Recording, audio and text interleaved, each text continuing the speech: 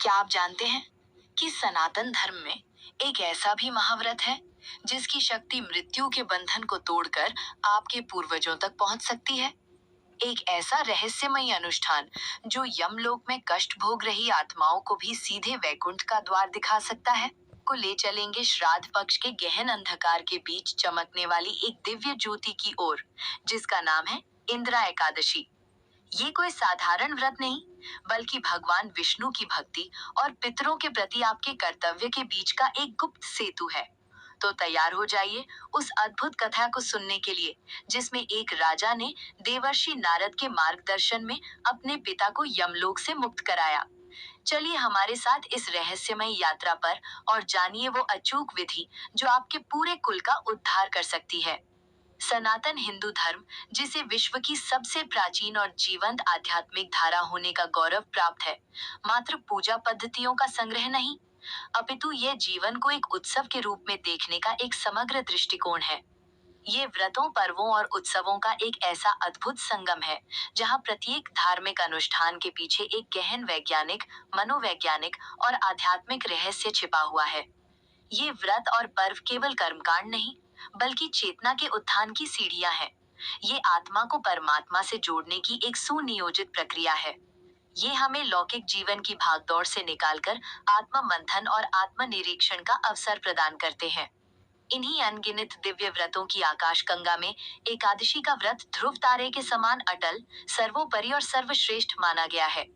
एकादशी की महिमा का गुणगान करते हुए स्वयं भगवान शिव ने पद्म पुराण में देवर्षि नारद को बताया था कि पृथ्वी पर जितने भी पुण्य तीर्थ हैं, जैसे गंगा, पुष्कर, कुरुक्षेत्र या जितने भी प्रकार के महादान हैं, जैसे अश्वमेध यज्ञ, राजसूय यज्ञ, स्वर्ण दान या अन्नदान, उन सभी से प्राप्त होने वाले पुण्य को यदि मिला भी दिया जाए, तो वो अकेले एकादशी व्रत से प्राप्त होने वाले पुण्य के 16वें अंश के बराबर भी नहीं होता।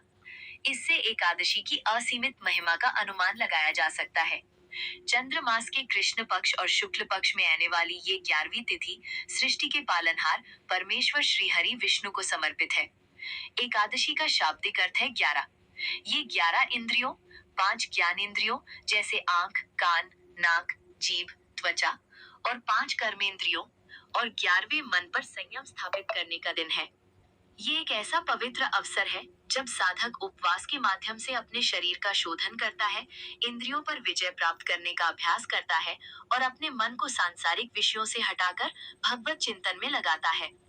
ये उपवास केवल अन्न का त्याग नहीं, बल्कि नकारात्मक विचारों, बुरी आदतों और व्यर्थ की चिंताओं का भी त्याग है।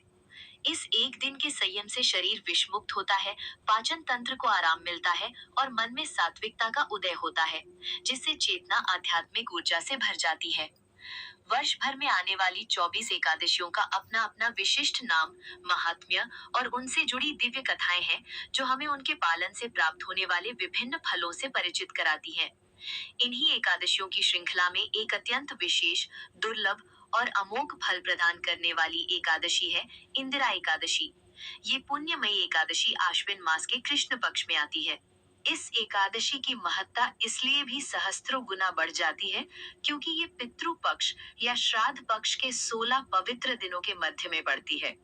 ये वो समय होता है जब हमारे पूर्वज, हमारे पितर, सूक्ष्म रूप में पृथ्वी लोक पर अपने वंशजों को देखने और उनसे अपने निमित्त किए जाने वाले श्राद्ध, तर्पण और दान को स्वीकार करने आते हैं।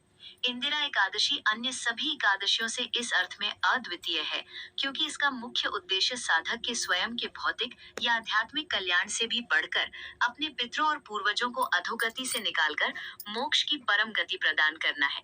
ये एकमात्र ऐसी एकादशी है जो विशेष रूप से पितरों के उद्धार के लिए समर्पित है।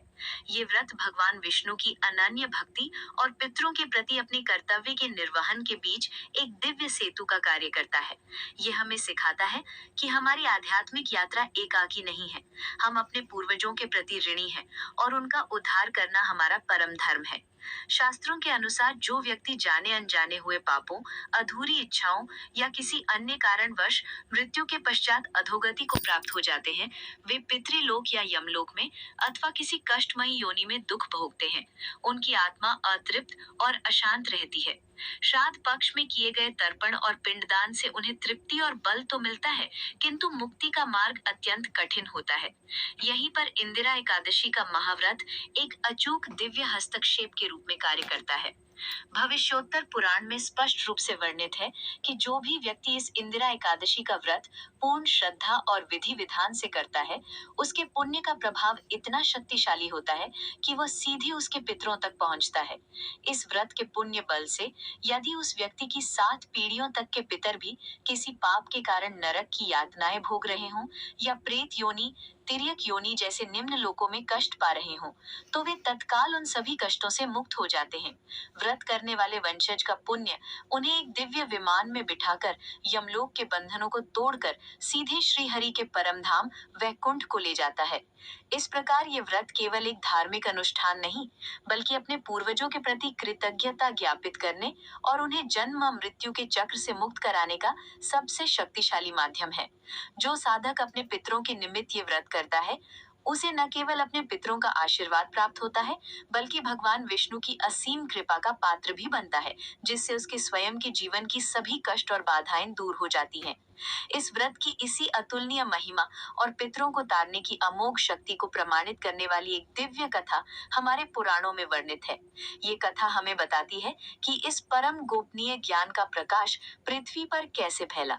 ये प्रसंग उस समय का है जब स्वयं धर्म के अवतार महाराज युधिष्ठिर के मन में अपने पितरों के कल्याण को लेकर एक गहरी चिंता उत्पन्न हुई।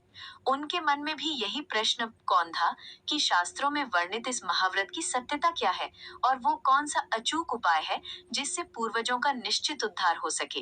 अपनी इसी कल्याणकारी जिज्ञासा को शांत करने के लिए वे सीधे पर ब्रह्म के साकार स्वरूप भगवान श्री कृष्ण की शरण में पहुंचे और उनसे इस रहस्य को उजागर करने की प्रार्थना की। द्वापर युग का समय था। धर्म की स्थापना हो चुकी थी और धर्मराज युधिष्ठिर हस्तिनापुर के सिंहासन पर आरूढ़ होकर प्रजा का पालन कर रहे थे।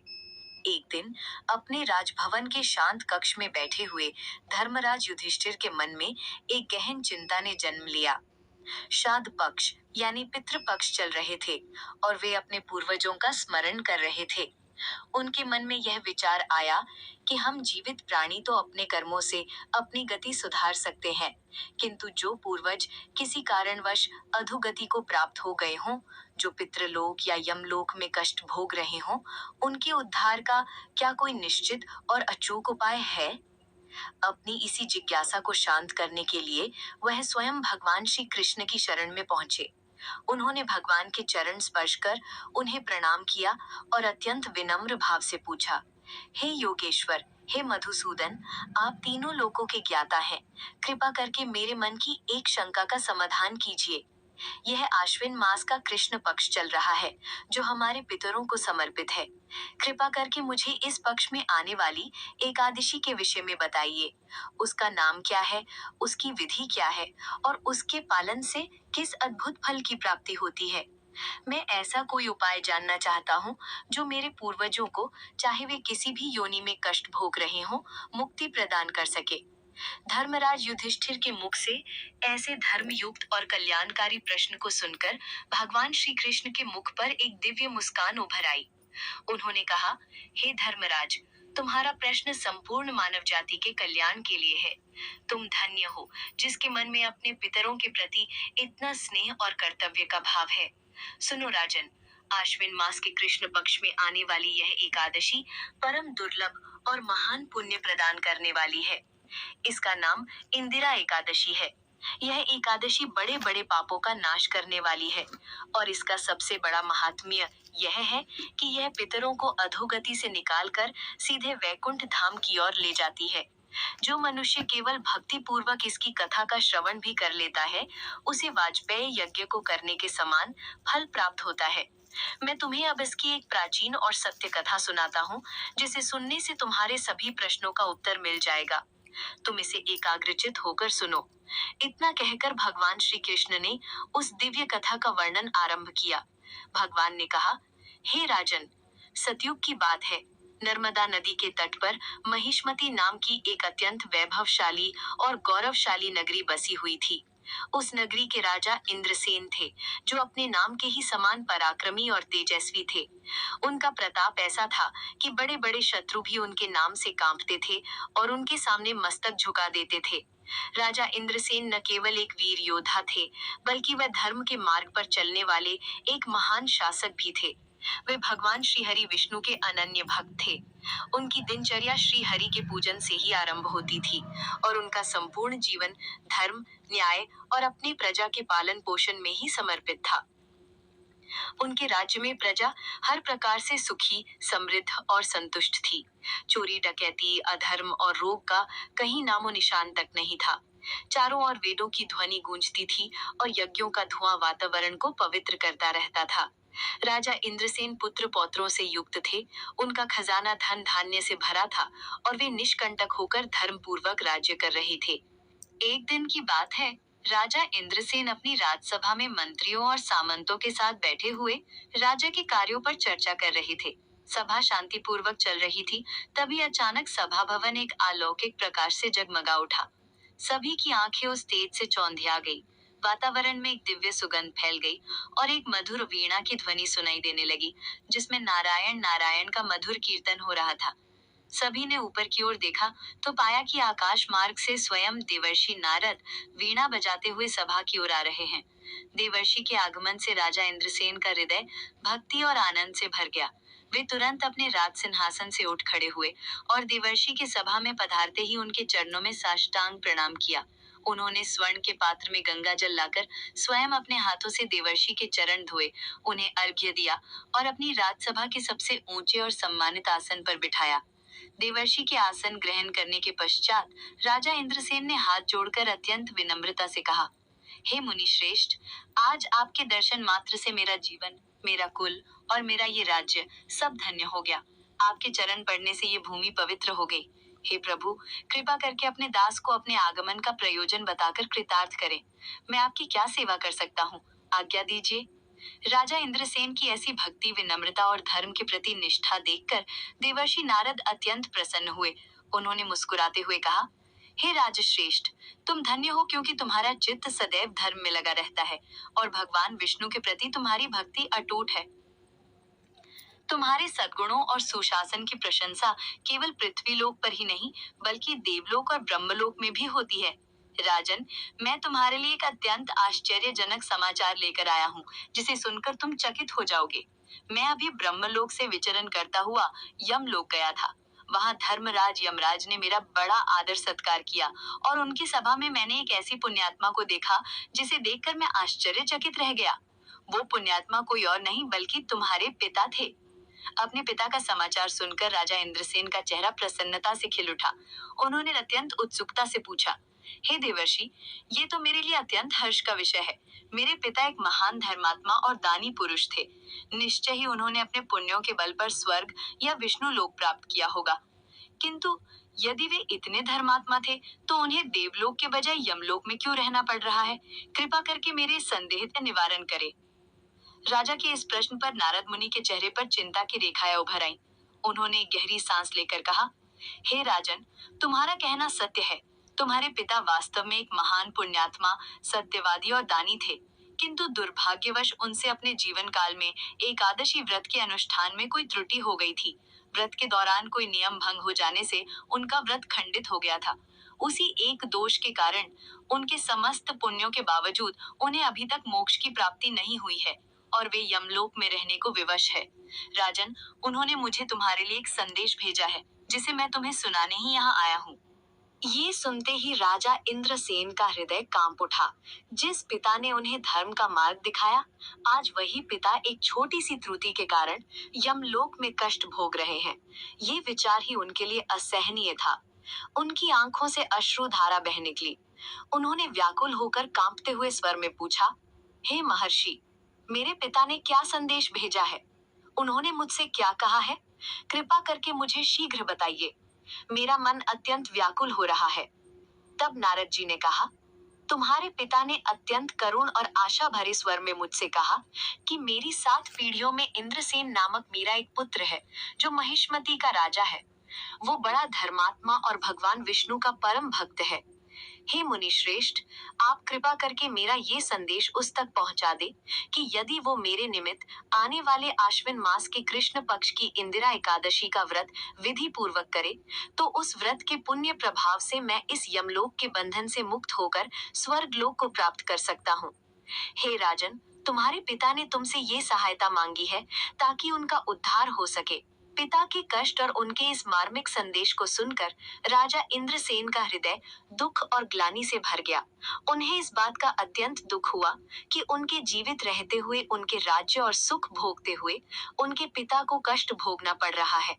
उन्होंने उसी क्षण दृढ़ निश्चय किया। उन्होंने अपने आंसू पोंछे और दृढ़ संकल्प के साथ देवर्षि नारद से कहा, हे देवर्षि, आप मेरे लिए साक्षात ईश्वर का रूप बनकर आए हैं और आपने मुझे मेरा सबसे बड़ा कर्तव्य याद दिलाया है।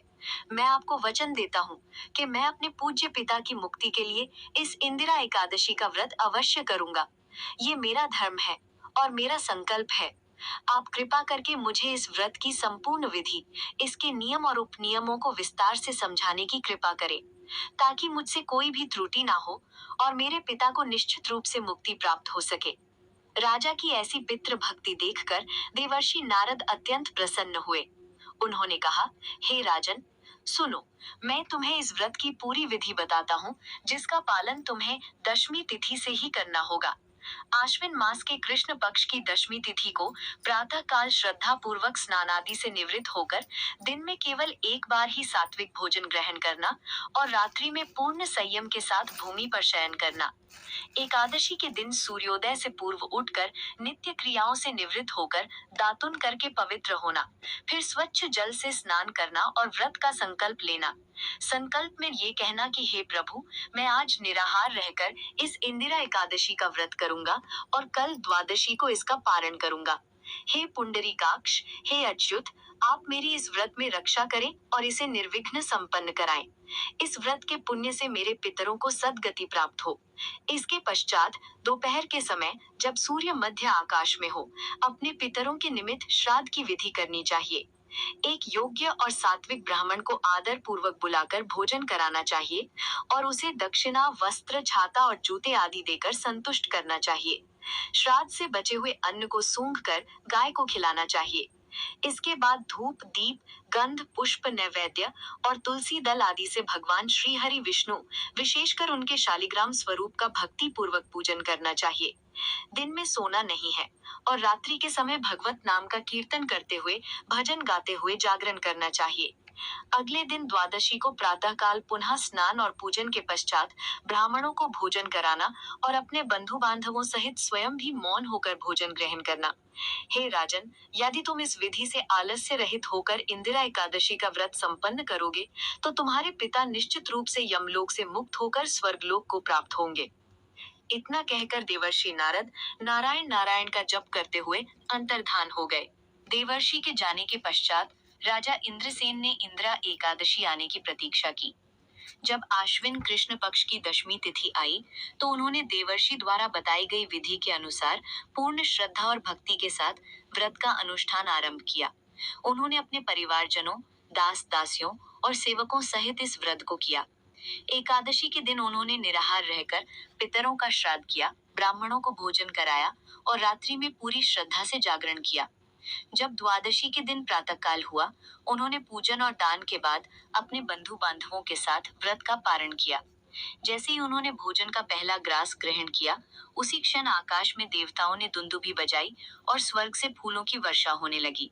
राजा इंद्रसेन ने आश्चर्य से आकाश की ओर देखा, तो एक अद्भुत दृश्य उनकी आंखों के सामने था। उनके पिता, जो अब दिव्य देह धारण कर चुके थे, गरुड़ पर विराजमान होकर दिव्य आभूषणों और वस्त्रों से सुसज्जित होकर वैकुंठ धाम की ओर जा रहे थे। उन्होंने आकाश से ही अपने पुत्र को आशीर्वाद देते हुए कहा, पुत्र, तुम्हारे द्वारा किए गए इंदिरा एकादशी व्रत के पुण्य से मुझे यमलोक के कष्टों से मुक्ति मिली है और मैं भगवान विष्णु के परम धाम को जा रहा हूँ। तुम्हारा कल्याण हो। ये अद्भुत दृश्य देखकर राजा इंद्रसेन का जीवन सफल हो गया। उन्हें आत्मिक शांति मिली और वे स्वयं भी निष्कंटक राज्य करके जीवन के अंत में सपरिवार मोक्ष को प्राप्त हुए। ये संपूर्ण कथा सुनाने के बाद भगवान श्री कृष्ण ने युधिष्ठिर से कहा, हे पार्थ, ये इंदिरा एकादशी के महात्म्य की अद्भुत कथा है। जो भी मनुष्य इस परम पवित्र कथा को पढ़ता या सुनता है, वह अपने समस्त ज्ञात अज्ञात पापों से मुक्त हो जाता है, इस लोक में समस्त सुखों को भोगता है और अंत में अपने पितरों सहित वैकुंठ धाम को प्राप्त करता है। इंदिरा एकादशी का व्रत, जो आश्विन मास के कृष्ण पक्ष की एकादशी तिथि को मनाया जाता है, केवल एक उपवास मात्र नहीं, अपितु ये पितरों के प्रति श्रद्धा, कर्तव्य और उनके उद्धार के लिए किया जाने वाला एक गहन त्रिदिवसीय आध्यात्मिक अनुष्ठान है। किसी भी धार्मिक अनुष्ठान की सफलता उसके शुभ मुहूर्त में आरंभ किए जाने पर बहुत हद तक निर्भर करती है, क्योंकि शुभ मुहूर्त वो दिव्य समय होता है जब ब्रह्मांडीय ऊर्जाएं साधक के संकल्प और क्रियाओं के लिए सर्वाधिक अनुकूल होती हैं। ज्योतिष शास्त्र, जिसे वेदों का नेत्र कहा गया है, मुहूर्त का निर्धारण पंचांग के 5 अंगों, तिथि, वार, नक्षत्र, योग और करण के सूक्ष्म विश्लेषण के आधार पर करता है। वर्ष 2025 में इंदिरा एकादशी का ये पावन व्रत सितंबर माह में पड़ रहा है और इसके लिए शुभ मुहूर्त और समय की गणना भारत के अलवर, राजस्थान के स्थानीय सूर्योदय और सूर्यास्त के अनुसार की गई है। पंचांग के अनुसार एकादशी तिथि का आरंभ 17 सितंबर 2025 बुधवार को प्रातः 9:33 से होगा और ये तिथि अगले दिन 18 सितंबर 2025 गुरुवार को प्रातः 9:37 तक व्याप्त रहेगी। हिंदू धर्म में व्रत और पर्वों के निर्धारण के लिए उदया तिथि के सिद्धांत का पालन किया जाता है, जिसका अर्थ है कि सूर्योदय के समय जो तिथि उपस्थित होती है, वही पूरे दिन के लिए मान्य मानी जाती है। इस नियम के अनुसार 2025 में 18 सितंबर को सूर्योदय के समय एकादशी तिथि होगी। तथापि एकादशी व्रत के पालन में स्मार्त और वैष्णव संप्रदायों के बीच मत का सूक्ष्म भेद होता है। स्मार्त संप्रदाय, जो स्मृतियों का अनुसरण करते हैं और पंचदेवों विष्णु, शिव, गणेश, सूर्य, देवी की उपासना करते हैं, वे मुख्यतः गृहस्थ होते हैं और उनके लिए व्रत का दिन 17 सितंबर 2025 बुधवार को होगा, क्योंकि वे सूर्योदय तिथि के साथ साथ दशमी तिथि के प्रभाव से रहित एकादशी को प्राथमिकता देते हैं।